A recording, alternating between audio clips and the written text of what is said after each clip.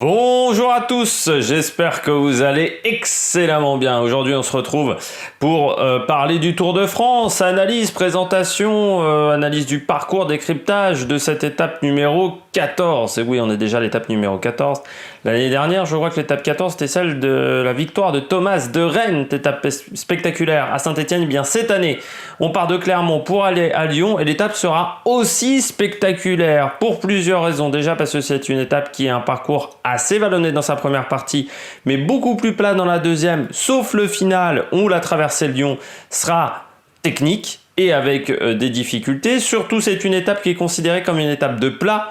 Donc c'est une étape qui rapporte 50 points à l'arrivée pour le maillot vert. Et vu la bagarre entre Sam Bennett et Peter Sagan, ça pourrait donner des idées à un petit coureur de la Bora, même si ces derniers jours, ça s'est pas très bien passé. Ça pourrait de toute façon donner cette étape des idées à beaucoup de coureurs, parce que un Lafilippe peut s'imposer également, mais d'autres profils, peut-être des coureurs dans une échappée, enfin c'est vraiment très ouvert, c'est difficile même pour moi de vous donner des pronostics. J'ai misé vraiment sur des grosses côtes, vraiment des... C'est-à-dire si vous misez dessus, vous misez 1 euro, vous en gagnez 500, c'est gagnant. Donc journée spectaculaire, gros rythme, bagarre, sprinter, puncher. C'est vraiment le même, on va dire, dans l'idée, il y a beaucoup de similitudes avec l'étape de Saint-Etienne, sauf qu'on a des difficultés qui montent un peu plus haut et que c'est un peu plus plat à un moment dans l'étape. Mais ça reste la même idée, c'est-à-dire on sort du massif central, on rejoint toute cette région des côtes du Forêt entre Saint-Etienne, Lyon. On connaît, hein, c'est plutôt vallonné et ça peut vraiment nous donner des très belles choses. On commence par le profil, je vous le montre, voilà, vous le voyez. Côte, on part de Clermont-Ferrand. Les premiers kilomètres sont plutôt plats dans cette étape jusqu'à la côte du château d'Olterib, 1 km 3 à 6,2% de moyenne, côte de 4e catégorie. Je vous la montre tout de suite, cette côte du château d'Olterib.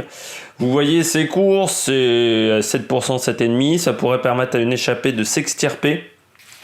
Parce que je pense que l'échappée va mettre beaucoup de temps à sortir, ça après c'est mon avis.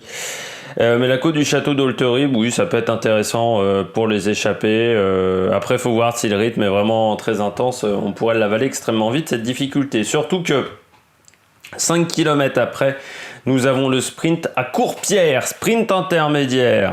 Et là, vous savez que depuis le début de ce Tour de France, les sprints intermédiaires, avant les premières difficultés, ils sont très disputés. On monte vers Augerolles, le Brugeron, et on arrive au col du Béal, 11 km 9 à 5,3 de moyenne, côte de 2e catégorie.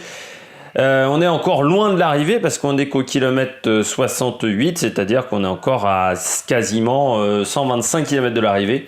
Côte du Béal, je vous la montre tout de suite. C'est la côte la plus longue de la journée, mais vous voyez, c'est pas extrêmement pentu non plus.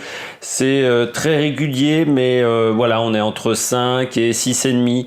Il y a un petit passage entre le kilomètre 9 et le kilomètre 10 à 7%, mais ça reste très léger cette difficulté. Mais bon, si ça roule fort, ça fera mal. Par contre, si ça roule un peu plus doucement, qu'on est dans un moment de temps mort dans l'étape, normalement tout le monde devrait passer. Ensuite, on repart sur la journée. Là, c'est le passage le plus haut, 1396 mètres d'altitude. Et puis ensuite, on redescend vers Chalmazel-Sauvin pour aller à la côte de Coureau, 3 km 8 à 5,7 de moyenne, côte de 3e catégorie. Cette côte-là, elle est à 100 km de l'arrivée, un peu plus de 100 km de l'arrivée. La côte de Coureau, je l'ai passé un peu vite. 3 km 8, donc à 5,8 de moyenne. Vous voyez, c'est plus pentu que le col du Béal. Malgré tout, c'est pas extrêmement difficile. Non plus, ça reste très régulier, ça reste court en plus, donc normalement on ne devrait pas réussir à faire de grandes différences dans cette difficulté, surtout qu'elle sera encore assez loin de l'arrivée, à part si on a déjà repris l'échappée, par exemple à la sortie du col du Béal, et qu'une autre échappée se formerait à ce moment-là, mais je pense qu'elle aurait dans ce cas-là beaucoup de mal à prendre de l'avance, vu qu'on aurait ensuite eu un gros passage de plat dans cette étape, de passage moins difficile, c'est-à-dire que ensuite on va se retrouver à Montrond-les-Bains, à Chazelles ou Montrond-les-Bains, je sais pas comment on dit. J'ai dit comme certainement Montrond, mais peut-être qu'on dit non, je dirais Montrond-les-Bains, Chazelles-sur-Lyon, Duherne, Iseron. Et puis on arrive vers Lyon, 15 km dans Lyon, et ça commence par la côte de la Duchère, 1 km 3 à 5,4 de moyenne, côte de 4e catégorie, côte de la Duchère. Vous voyez, le pied est difficile, c'est 2 rampes en fait, c'est 2 rampes de 500 mètres. Donc ça peut permettre à des coureurs de sortir, surtout si certains sprinteurs sont un peu fatigués. Et puis ensuite, c'est la côte de la Croix-Rousse qu'on enchaîne quasiment directement. Il y a même pas 4 km entre le sommet de la côte de la Duchère et le pied de la côte de la Croix-Rousse. 1 km 4 à 4,5 de moyenne. Ça sera à moins de 5 km de l'arrivée. La côte de la Croix-Rousse, c'est beaucoup moins pentu.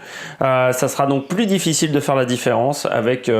vraiment maximum 5%, donc c'est un peu léger. Ensuite, faire attention à la descente. Il y a un virage assez technique dans cette descente, mais normalement ça devrait bien se passer. Et puis l'arrivée se fait sur une grande avenue, donc là aussi on ne devrait pas avoir trop de difficultés le long du Rhône du côté de cette arrivée à Lyon.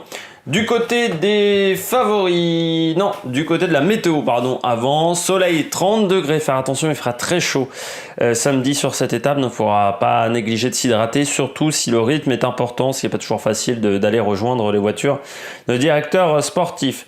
Les stratégies possibles, il y en a plein, j'en ai noté 4. Grosse échappée qui part assez vite avec une trentaine de coureurs. Le peloton qui se désintéresse de la course parce que l'étape de la veille aura été très difficile et qu'on a besoin de récupérer, surtout que le lendemain, c'est une arrivée très compliquée en montagne dans l'étape qui partira de Lyon et qui arrivera, je crois, me rappeler, c'est au Grand Colombier. Je n'ai plus l'information. Bien entendu. Du côté, deuxième stratégie, c'est gros échappé et peloton qui tente de revenir avec un rythme. En fait, le peloton se fait avoir, il laisse partir trop de coureurs et ensuite il tente de revenir et ça se joue à 30 secondes près, 1 minute comme l'année dernière avec Thomas de Rent. Soit une petite échappée de 3-4 coureurs grand maximum qui part dès le kilomètre 0, qui arrive à faire 1 minute 32 minutes parce que les équipes de sprinters auront extrêmement bien filtré cette échappée. Et dans ce cas-là, le peloton revient plutôt facilement avec une grosse bagarre quand même dans le final du côté de côte de la Duchère, côte de la Croix-Rousse, mais les plus forts sprinters arrivent à s'imposer. Et puis sinon, pas d'échappée, gros rythme pendant toute la journée. Et un costaud qui sort dans le final. Les favoris pour moi, alors quand je vous ai dit des grosses côtes, c'est vraiment la vérité, avec les cotes, plutôt des grosses cotes. Je dis côtes à chaque fois, mais non, c'est des grosses cotes. Pour les paris, du côté de moi, mes favoris, j'ai mis Dan Martin, le coureur d'Israël Cycling Academy, qui arrivera à sortir dans le final. Comme c'est pas le coureur le plus surveillé en ce moment, il s'imposerait parce que derrière, ça se regarderait un petit peu. Je peux vous dire, c'est la dernière est vraiment une grosse cote.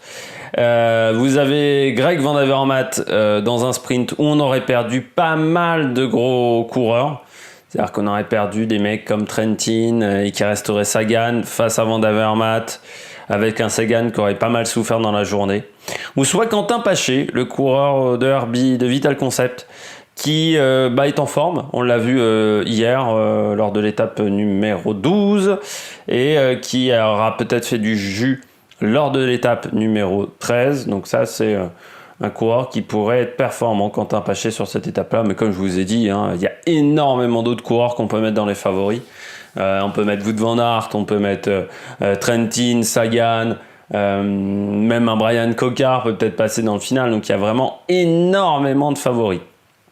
Bon, j'espère que vous avez aimé cette vidéo, le débrief de cette étape, j'espère que ça sera ce soir, mais c'est pas sûr, tout dépendra de l'internet.